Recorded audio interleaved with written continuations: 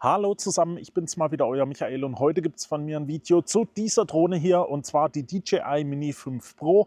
Die ist jetzt ja schon einige Zeit auf dem Markt und ich habe die jetzt eine längere Zeit. Ich konnte die ausgiebig testen und wollte jetzt mal wieder ein Tipps- und Tricks-Video für euch machen, wo ich euch so ein bisschen Einstellungen vorstelle, damit ihr da einfach besser reinkommt, wenn ihr euch die vielleicht neu gekauft habt. Das heißt, das Video richtet sich eher an Einsteiger und Fortgeschrittene. Ich werde euch ein bisschen was erklären, was ihr beachten müsst, wenn ihr das erste Mal damit fliegen wollt und was sich da einfach so alles einstellen lässt. Wie ihr seht, die Drohne ist in der Luft und ich will euch gar nicht lang hinspannen. Das heißt, wir beginnen direkt mal. Ich habe eine Bildschirmaufnahme hier auf der Fernbedienung gestartet. Das heißt, ihr dürftet hier mein Bild sehen. Ich kann euch auch mal kurz zeigen, wie ihr eine Bildschirmaufnahme startet. Und zwar müsst ihr auf dem Bildschirm einfach rechts oben nach unten runter swipen, um dieses Einstellungsmenü von dem Android-System zu öffnen. Und hier seht ihr auch den Knopf Bildschirmaufnahme, wo ihr das Ganze starten könnt. Wenn die Aufnahme dann gestartet ist, habt ihr hier noch so ein kleines Symbol, das werdet ihr wahrscheinlich auf der Aufnahme gar nicht sehen. Da könnt ihr das Ganze dann auch wieder anhalten. Einstellungen insgesamt von der Drohne könnt ihr im Einstellungsmenü vornehmen. Und das befindet sich oben rechts, diese 3 Punkte. Wenn wir das öffnen, dann sehen wir haben hier diverse Einstellungen für Sicherheitssteuerung, Kameraübertragung und Info. Wenn ihr da dann im linken Bildschirmbereich in den schwarzen Bereich tippt, dann schließt sich das ganze Einstellungsmenü wieder. So, wir haben die Drohne hier hinter mir. Ich fliege mal einen Tick weiter nach hinten, damit wir da nicht immer das Geräusch auf dem Mikrofon haben. So, und dann lasst uns doch einfach mal direkt ein paar Einstellungen anschauen. Ich erkläre euch da ein bisschen was dazu. Wir gehen also ins Einstellungsmenü und befinden uns da erstmal auf der ersten Seite Sicherheit. Und da seht ihr als erstes die Flughilfen und die manuelle Hindernisvermeidung. Die steht auf Bremsen. Die müsste standardmäßig, glaube ich, auch auf Bremsen stehen. Das heißt, die Drohne hat ja Kollisionssensoren. Sie sollte merken, wenn sie irgendwo drauf zufliegt und dann automatisch bremsen. Das ist eben hier diese Einstellung Bremsen, dass die Drohne dann einfach stehen bleibt, mehr oder weniger, wenn sie ein Hindernis erkennt. Ihr könnt das Ganze aber auch auf Umleiten stellen. Da versucht die Drohne dann um das Hindernis herumzufliegen. Oder ihr stellt das Ganze auf Aus. Dann sind natürlich, ihr seht es hier auch, das muss man noch bestätigen, da sind dann alle Kollisionssensoren mehr oder weniger deaktiviert. Die nach unten, die müssten, glaube ich, immer aktiviert sein, aber eben die zur Seite, nach vorne und so weiter, die sind da deaktiviert. Und das würde ich euch nicht empfehlen. Im Sportmodus sind die sowieso deaktiviert. Im normalen Modus solltet ihr die aber vielleicht anlassen. Und da würde ich euch empfehlen, das Ganze auf Bremsen zu stellen. Dann haben wir hier noch Einstellungen Radarkarte anzeigen. Das könnt ihr mal aktiviert lassen und eine verbesserte Rückkehr für die Rückkehrfunktion. Das heißt, wenn die Drohne irgendwie einen Signalverlust hat oder sowas, dann kommt die Drohne zu euch zurück. Und da habt ihr 2 Möglichkeiten. Ihr könnt es auf optimal einstellen. Dann versucht die Drohne Hindernisse zu umfliegen und kommt da zu euch geflogen, mehr oder weniger, auf einem von ihr berechneten Weg. Ihr könnt das Ganze aber auch auf voreingestellt stellen und dann hier zum Beispiel die automatische Rückkehrhöhe eingeben mit 100 Metern. Das heißt, wenn die Drohne ein Signal verliert, dann fliegt sie auf 100 Meter hoch, kommt zu euch zurück und landet dann wieder. Wenn ihr in dem Vorgang irgendwann wieder ein Signal zur Drohne habt, dann könnt ihr da natürlich auch eingreifen. Ich bin so ein Freund von der voreingestellten Rückkehrhöhe. Das heißt, einfach die Rückkehrhöhe beschließen, einfach auf 100 Meter oder so festlegen, dann fliegt das Ding direkt zu euch zurück.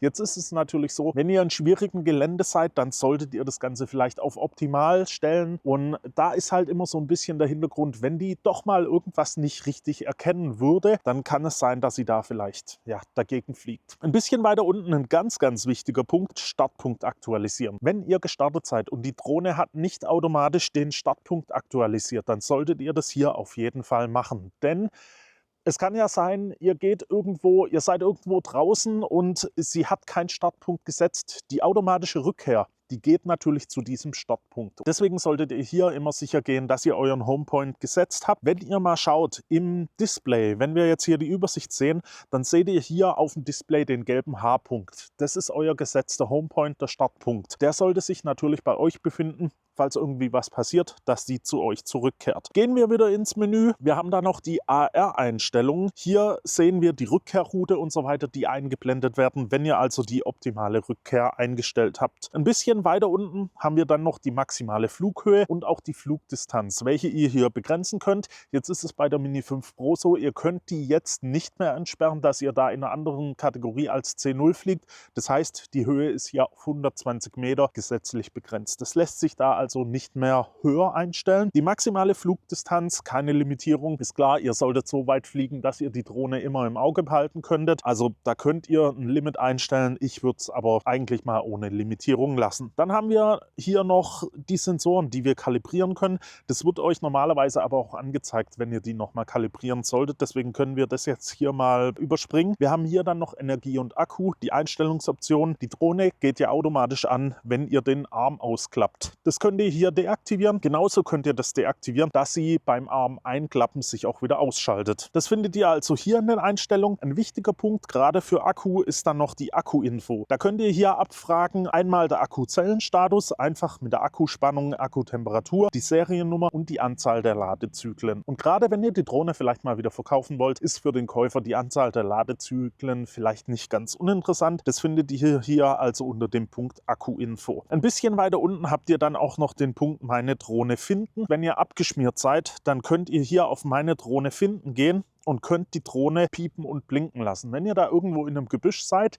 dann macht die Töne und blinkt auch, lässt sie da vielleicht so ein bisschen einfacher finden. Da habt ihr also eine kleine Hilfe, wenn ihr wirklich mal irgendwo auch in höherem Gras oder so abgestürzt seid, damit ihr das Ding einfacher findet. Unter erweiterten Sicherheitseinstellungen habt ihr dann noch die Möglichkeit, das Verhalten bei Signalverlust einzustellen. Ich habe es euch ja vorhin schon erklärt, normalerweise geht die Drohne in den Rückkehrmodus, sie fliegt also automatisch zum Startpunkt zurück. Jetzt wollt ihr sowas vielleicht vermeiden, wenn ihr zum Beispiel von einem Boot startet, denn wenn ihr auf einem fahrenden Boot startet, dann ist euer Startpunkt ja vielleicht irgendwo auf dem Meer oder auf einem See und da würde die Drohne auch wieder landen und das soll sie vielleicht gar nicht machen. Ihr habt hier also noch die Möglichkeit, einen Sinkflug einzustellen. Vielleicht nicht ganz so gut, weil wenn sie sich irgendwo über einem See befindet, dann wird sie einfach runtergehen. Auch nicht so ideal. Ihr habt aber auch die Möglichkeit, in einen Schwebeflug zu gehen. Das heißt, die Drohne, wenn sie keinen Empfang mehr zur Fernbedienung hat, bleibt einfach in der Luft stehen. Ihr habt so natürlich dann die Möglichkeit, irgendwie in die Nähe der Drohne zu kommen, um wieder ein Signal zu bekommen. Ihr müsst aber natürlich ja so ein bisschen für euch überlegen, macht dieser Schwebeflug Sinn? Wenn ihr an eine Position fliegt, wo ihr nie hinkommen werdet, dann macht das natürlich keinen Sinn. Ich würde euch deswegen empfehlen, die Rückkehr einzustellen, also bei Signalverlust Rückkehr. Gerade wenn ihr das Signal verliert, macht die automatische Rückkehr normalerweise am meisten Sinn. Das war es dann auch schon erstmal von den Sicherheitseinstellungen. Wir können mal als nächstes noch zur Steuerung rübergehen und da seht ihr beim Fluggerät erstmal die Einheiten. Ich weiß jetzt nicht mehr genau, wie es standardmäßig ist. Früher war das so, die Drohne hat immer Meter pro Sekunde als Geschwindigkeit angegeben. Das könnt ihr hier im Menü dann ändern. Unter Einheiten könnt ihr auf metrisch gehen und wenn wir uns das Ganze jetzt mal anschauen, dann sehen wir die Geschwindigkeit einfach in Kilometer pro Stunde angegeben, so wie man das eigentlich auch gerne hätte, um die Geschwindigkeit eben zu bewerten.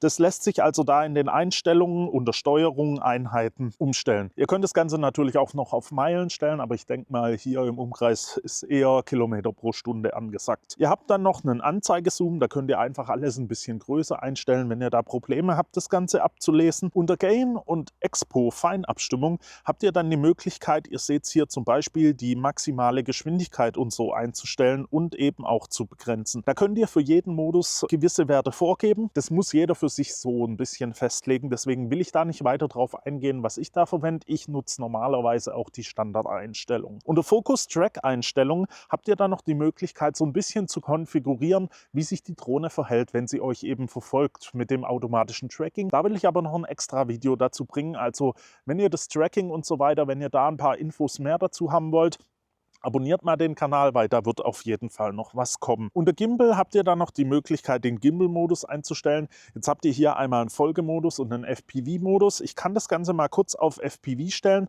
Dann seht ihr, wie sich das Ganze so verhält. Da habt ihr dann nämlich eben ja so ein bisschen, die Drohne neigt dann die Kamera auch beim Fliegen. Das heißt, ihr habt so ein bisschen dynamischere Bilder. Das Bild wird nicht mehr ganz gerade gehalten. Wenn wir jetzt hier im Normalmodus wieder sehen, dann seht ihr, die Kamera ist immer gerade. Es soll eben so ein bisschen einen FPV-Modus simulieren. Es hat aber eigentlich noch nichts mit FPV-Fliegen zu tun. Deswegen, ich empfehle da den Folgemodus, denn ihr wollt ja mit so einer Drohne normalerweise auch nicht FPV fliegen. Dann haben wir hier noch die Möglichkeit, eine Gimbal-Kalibrierung durchzuführen und eben den Gimbal neu zu zentrieren. Das ist, wenn ihr vielleicht mal abgestürzt seid oder sowas, kann es sein, dass ihr da eine Zentrierung, Kalibrierung durchführen müsst, damit das Ganze wieder normal aussieht. Das hilft euch auch, wenn euer Bild immer so ein bisschen bisschen schräg sein sollte, weil dann wird das Ganze einfach mal wieder perfekt ausgerichtet und es sollte alles wieder normal aussehen. Dann haben wir noch die Fernsteuerungseinstellungen, Flugmodus 2, das ist der Standardmodus. Ihr könnt hier auch die Tastenbelegung ändern. Wir gehen hier mal drauf, dann seht ihr, ihr könnt die verschiedenen Tasten und Rädchen belegen, was ihr da gerne für eine Funktion drauf hättet. Ihr habt da verschiedene Auswahlmöglichkeiten und könnt es für euch passend konfigurieren. Weiter unten haben wir dann auch noch die Möglichkeit, die Fernsteuerung zu kalibrieren und ein Flugtutorial durchzuführen. Da werdet ihr so ein bisschen durchgeführt, wie das Ganze mit der Bedienung und so von der Drohne alles funktioniert. So, das war das Steuerungsmenü. Lasst uns mal weitergehen ins Kameramenü, denn da wird es jetzt schon ein bisschen interessanter. Wir beginnen mal mit den Einstellungen hier für Foto zum Beispiel. Da habt ihr ja die Möglichkeit, Fotos in JPEG aufzunehmen. Das sollte die Standardeinstellung sein. Wenn ihr so ein bisschen Bilder noch bearbeiten wollt, ihr habt ein passendes Bildbearbeitungsprogramm, dann solltet ihr die Bilder entweder in RAW oder in JPEG und RAW aufnehmen. JPEG und RAW habt ihr den Vorteil, ihr habt Bilder im JPEG-Format, die könnt ihr out of Drohne so gesehen recht gut verwenden. Bei RAW habt ihr dann einfach die Möglichkeit, das Ganze noch ein bisschen besser zu bearbeiten und wirklich richtig schöne Bilder aus der Drohne zu bekommen. Beim Bildformat könnt ihr zwischen 4:3 und 16:9 wählen. Ich würde hier immer 4:3 empfehlen, weil bei 16:9 wird euch einfach oben und unten schon was abgeschnitten und das könnt ihr ja immer noch später in der Bearbeitung auch selbst machen. Bei der Auflösung habt ihr hier die Möglichkeit, zwischen 12 und 50 Megapixel zu wechseln. 50 Megapixel, die hohe Auflösung, macht natürlich sehr viel Spaß. Wenn wir das hier jetzt mal auf 50 Megapixel umschaltet, dann werdet ihr aber merken, wir nehmen mal ein Bild auf, wie lange die Drohne für eine Aufnahme von dem Bild braucht. Das heißt, es nimmt immer noch auf, jetzt hat es fertig aufgenommen, das waren dann schon ein paar Sekunden. Wenn wir hier jetzt mal in den 12 Megapixel Modus gehen, dann seht ihr, zack, das Bild wird gemacht und ihr könnt gleich direkt das nächste Bild machen. Wenn ihr also nicht unbedingt diese 50 Megapixel braucht, dann solltet ihr vielleicht den 12-Megapixel-Modus verwenden, weil da die Bilder einfach deutlich schneller verarbeitet werden. Wenn wir dann hier weiterschauen, ihr habt eine Flimmer-Anpassung. Das ist eigentlich für künstliches Licht eine Anpassung, dass ihr von künstlichen Lampen nicht so ein Flimmern im Bild habt. Jetzt fliegt ihr eine Drohne normalerweise außen und habt gar nicht so viel Kunstlicht. Könnt ihr da einstellen, lasst es am besten mal auf automatisch. Ihr habt dann hier die Möglichkeit, noch ein Histogramm hinzuzuschalten. Das seht ihr dann auch hier schon. Das ist einfach, um die Belichtung, wenn ihr nachher im manuellen Modus seid, so ein bisschen besser festlegen zu können. Sehr hilfreich. Ich lasse das bei mir jetzt hier aber mal aus, wegen der Übersichtlichkeit. Da kommen wir gleich noch dazu. Eine Peaking-Schwelle. Ihr könnt manuell fokussieren. Das heißt, ihr könnt hier einen Fokus-Peaking aktivieren. Da könnt ihr die Schwelle auf niedrig, normal oder hoch einstellen. Habt da also verschiedene Möglichkeiten, wenn ihr eben manuell fokussieren wollt. Ihr könnt aber natürlich auch automatisch fokussieren, indem ihr auf dem Bildschirm einfach immer nur leicht drauf drückt. Ihr tippt auf das Motiv, welches ihr scharf stellen wollt und ihr seht, die Drohne stellt darauf scharf. Das funktioniert eigentlich auch sehr gut. Ich tue es sehr selten im manuellen Modus aufnehmen, deswegen passt es hier erstmal. Ich lasse das Peaking aus.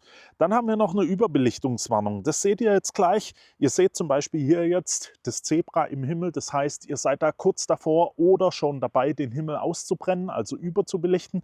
Das hilft euch einfach bei der Belichtungseinstellung. Könnt ihr im Kameramenü unter Überbelichtungswarnungen aktivieren und deaktivieren. Und direkt drunter findet ihr auch was sehr Hilfreiches, was ich finde, das ist hilfreich, und zwar Gitterlinien.